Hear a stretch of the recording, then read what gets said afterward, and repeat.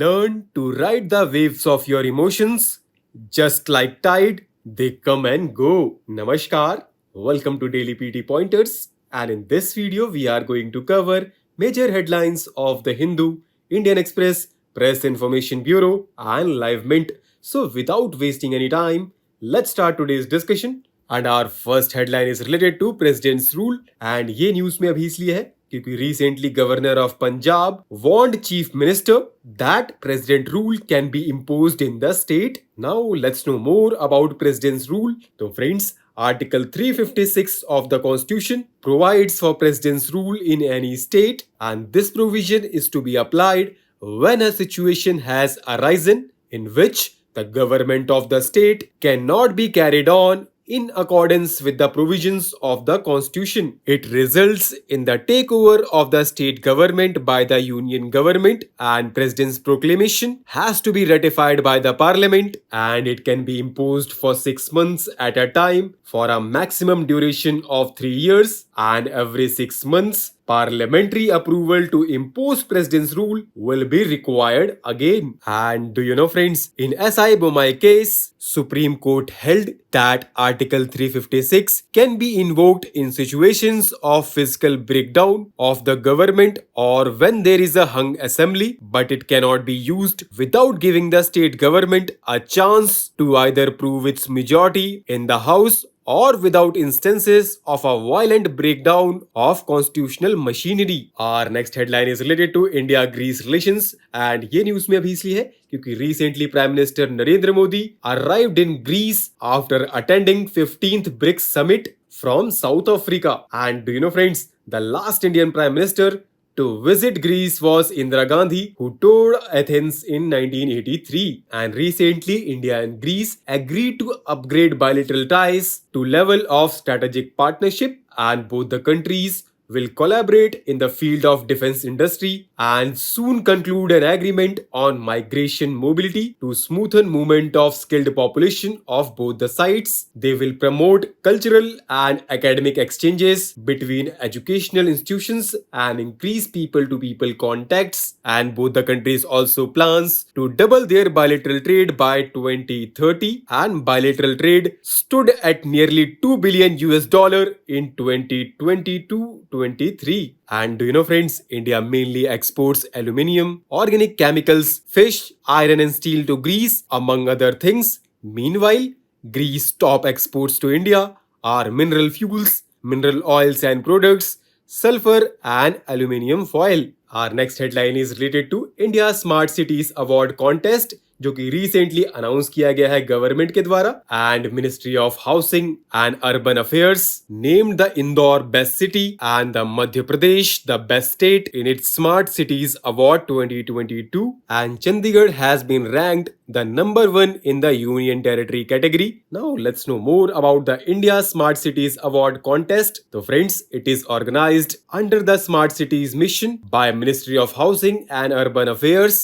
It recognizes and rewards cities, projects and innovative ideas that are promoting sustainable development across the 100 smart cities, as well as stimulating inclusive, equitable, safe, healthy and collaborative cities, leading to a better quality of life for all. Now let's know about Smart Cities Mission. तो friends, ये launch हुआ था 2015 में, and it is aimed to provide core infrastructure, clean and sustainable environment and a decent quality of life to their citizens through application of smart solutions. Our next headline is related to Pradhan Mantri Awas Yojana Gramin, and ये news में भी इसलिए है क्योंकि recently Jammu and Kashmir administration reserved the land to landless scheme under Pradhan Mantri Awas Yojana Gramin only to domiciles of Union Territory, and a person shall be considered landless if he is a domicile of Jammu and Kashmir, having a separate family and does not have land in his own name or in the name of any of his family members, or is not entitled to inherit 5 मारलास और मोर land. तो चलिए थोड़ा अब जानते हैं प्रधानमंत्री आवास योजना ग्रामीण के बारे में। तो फ्रेंड्स, ये लॉन्च की गई थी प्राइम मिनिस्टर के द्वारा इन 2016 with an objective of constructing 2.95 crore houses, and selection of beneficiaries are done through 3-stage validation, and these are socio-economic caste census 2011, Gram Sabha and geotagging, and it has ensured selection of the poorest of the poor under the Yojana. And the scheme also promotes women empowerment by providing the ownership of the houses in the name of female member or in joint name. Our next headline is related to State of India's Birds 2023 report, which was created to assess the conservation status of the majority of species that regularly occur in the country. And recent report says that several bird species such as Indian peafowl, rock pigeon, Asian quail and house crow are not only healthy in both abundance and distribution but also showing an increasing trend. And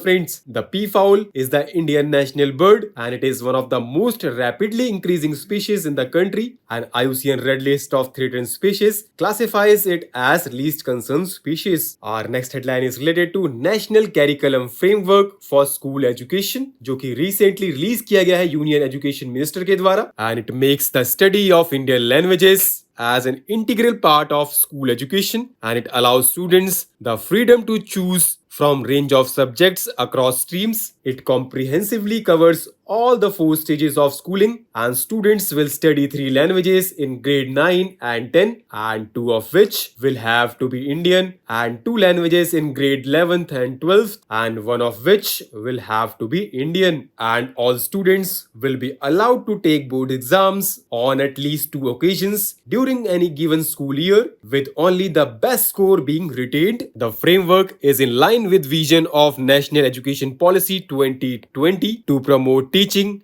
and learning in Indian languages to make greater interdisciplinarity possible in school education. Recently, Prime Minister of India paid tribute at the Tomb of Unknown Soldier in Greece. And friends, Tomb of the Unknown Soldier is a war memorial located in Athens in front of the old royal palace. It is a cenotaph dedicated to the Greek soldiers killed during various wars. Our next headline is related to NAMASTE scheme, which stands for National Action for Mechanized Sanitation Ecosystem. Now let's know more about it. So friends, ये एक central sector scheme है जो कि joint initiative है ministry of social justice and empowerment and ministry of housing and urban affairs. It envisages safety and dignity of sanitation workers in urban India by creating an enabling ecosystem that recognizes sanitation workers as one of the key contributors in operations and maintenance of sanitation infrastructure. Our next and last headline is related to Grand Cross of the Order of Honor,